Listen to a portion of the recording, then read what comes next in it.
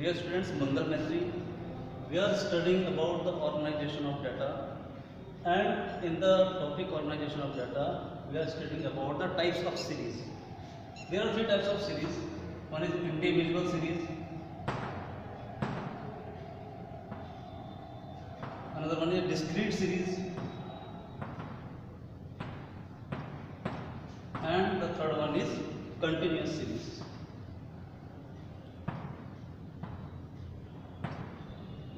These both series, discrete and continuous series, are also known as frequency series, because frequencies are given here. In individual series, the frequencies are not given.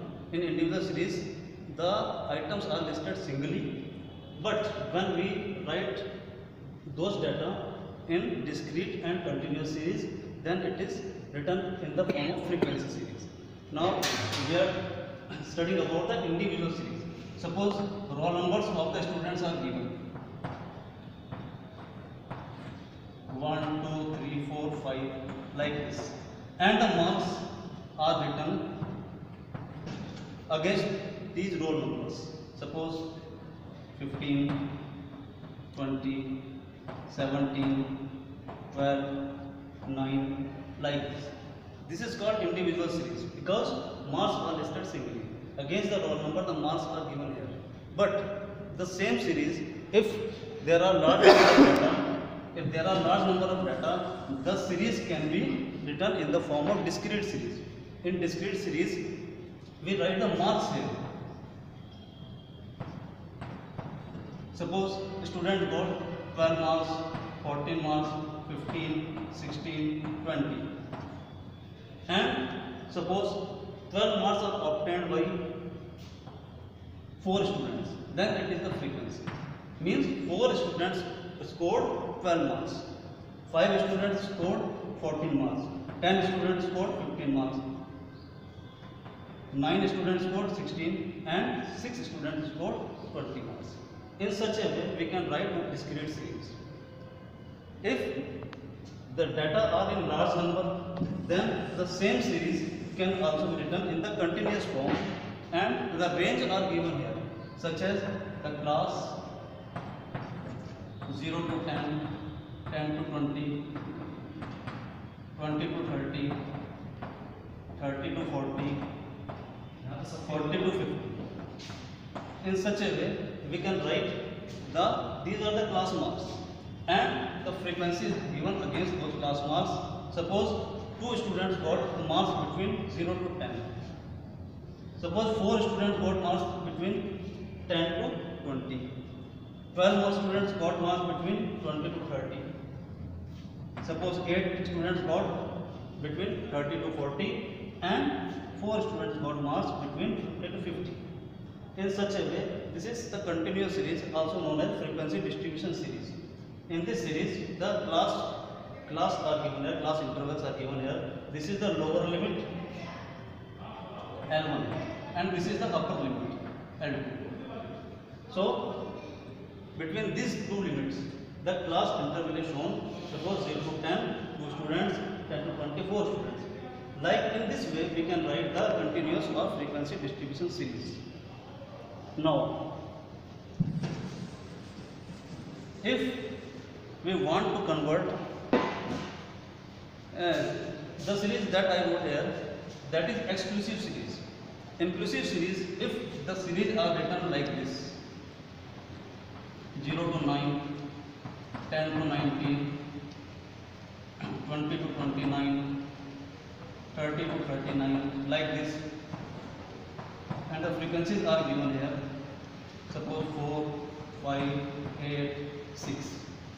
These are the number of students got marks between 0 to 9, 4 students, 10 to 19, 5 students, 20 to 29, 8 students, and 6 marks, 30 to 39 students.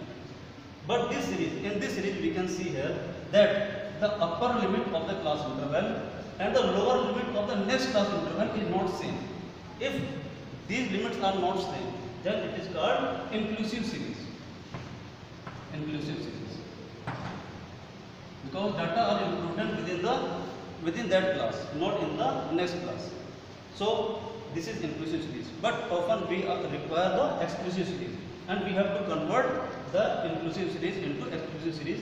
And in that case, what we do, the difference between these two, the upper limit of the first class interval and the lower limit of the second class interval, the difference is calculated.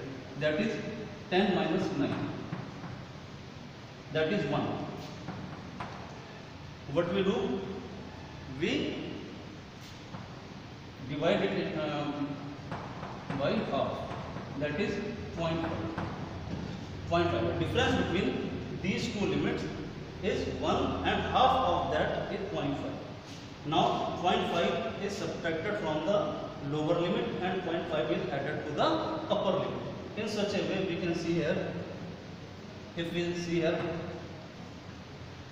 you can start it from 0, but here 9.5. 9.5. Here 10 minus 0.5, 9.5, and here 19.5. In such a same way, 19.5 and 29.5. Like this. We can see here, now it is converted into the exclusive series, because the lower limit and the upper limit of the upper limit of one class interval and the lower limit of next class interval are same now. In this way, the inclusive series can be converted into exclusive series. Now,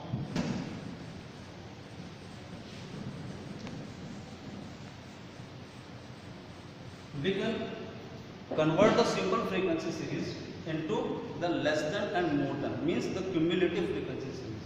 Such as if we take the example 0 to 10, 10 to 20, 20 to 30, 30 to 40, and 40 to 50.